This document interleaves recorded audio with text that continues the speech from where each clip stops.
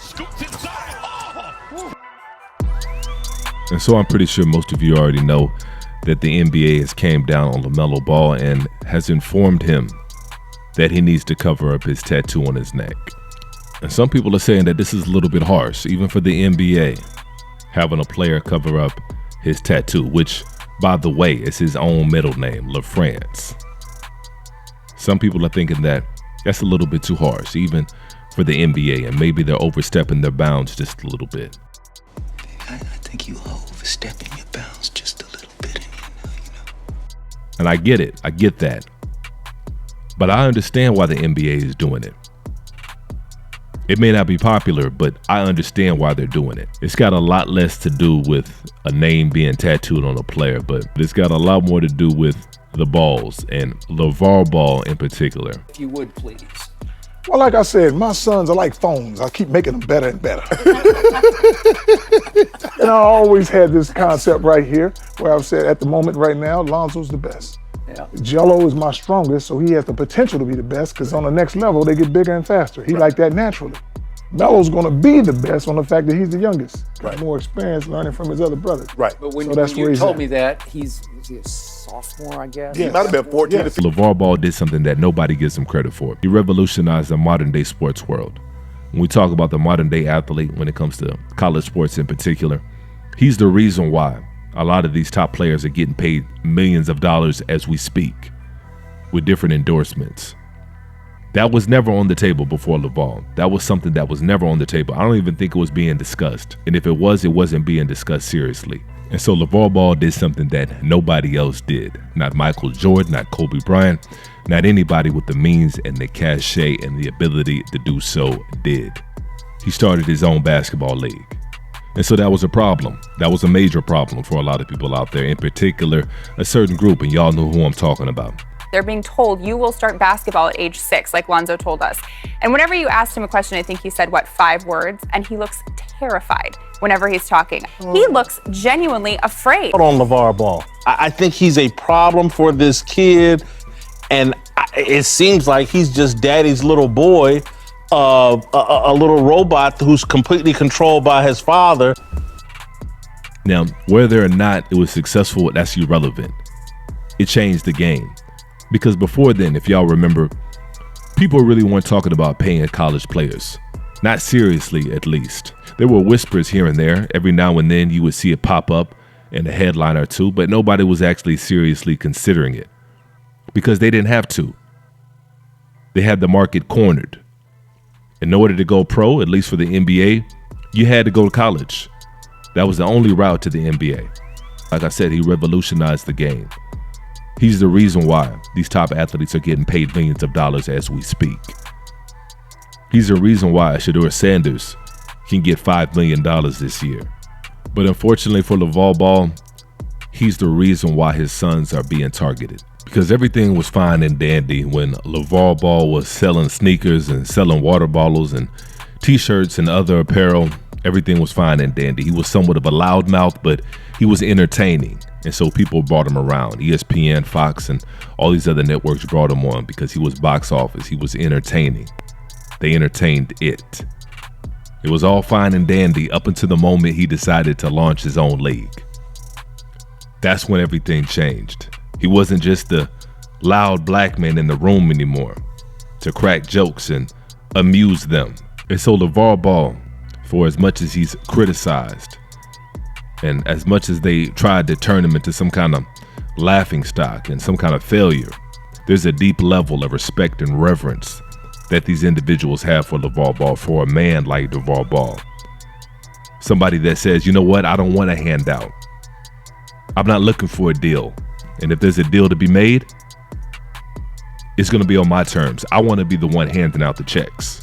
And that's the problem. That's a big problem. Because especially as a so-called black man, you can be as ambitious as you want up until the point you start talking about ownership and cutting checks. And in a nutshell, that's the story of the so-called black man and the so-called black woman in America. It's as simple as that. It's really not that deep. It's really not that deep.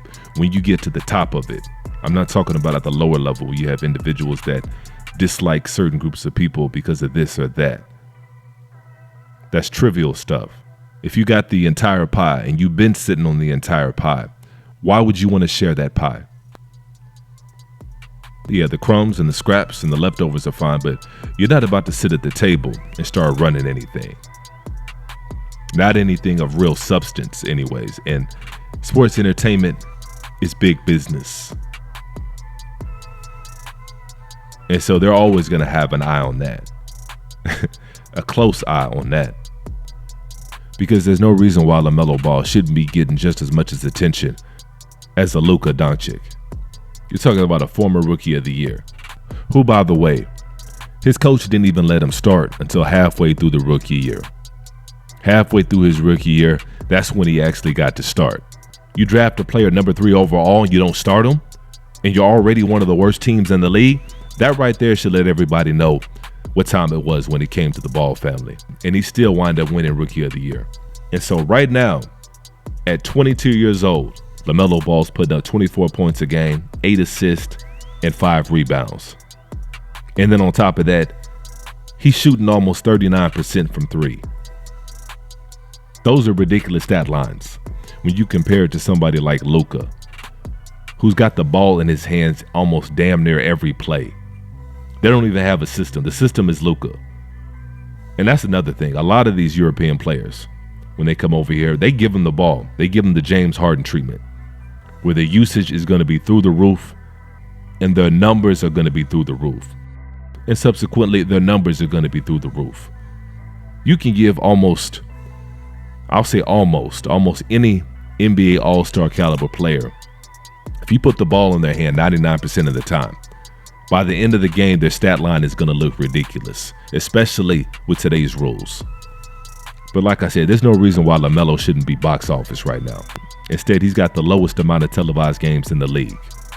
They got 4 nationally televised games this year. And they had the number 1 pick again this year. And then on top of that, you had the number 1 pick this year, Brandon Miller. And the NBA only saw fit to give him 4 nationally televised games. That lets you know all you need to know. And we're talking about sports entertainment here. So you would think a player that is electric like that, a player that has a large fan base as well, a large social media following, you would think a player like that they would have on television more than 4 times in a year. But they don't. And so this whole conflict of interest about LaMelo Ball's tattoo being somewhat of a conflict of interest, it's not really about that. It's got more to do about LaVar Ball. And that's the issue with the tattoo. If they can't make any money off of it, if it's not Puma, if it's not Nike, if it's not Adidas or whatever, any of these brands that have a deal with the NBA, they don't have any use for you. There's a reason why they call these NBA owners owners.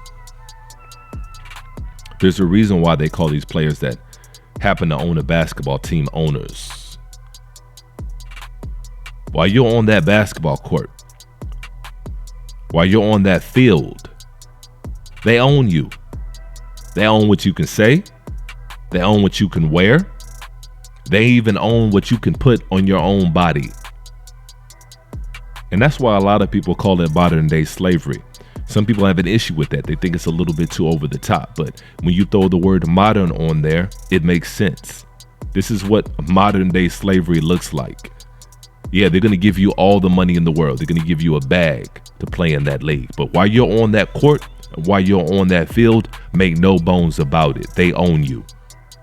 If you can control what I say and what I don't say, if you can control what I put on my own body, then that player is owned, literally. Now, with that being said, 99.9% of people would still sign up for that. Because most individuals still have to deal with that in some form or fashion on their everyday job anyway. And so why not? And so I'm definitely not complaining about it, but I'm just pointing out the obvious. It is what it is. And so this is something I just wanted to chime in on real quick. Let me know how y'all feel in the comments on this one, and make sure you drop a like before you guys go. And as usual, peace and chaos.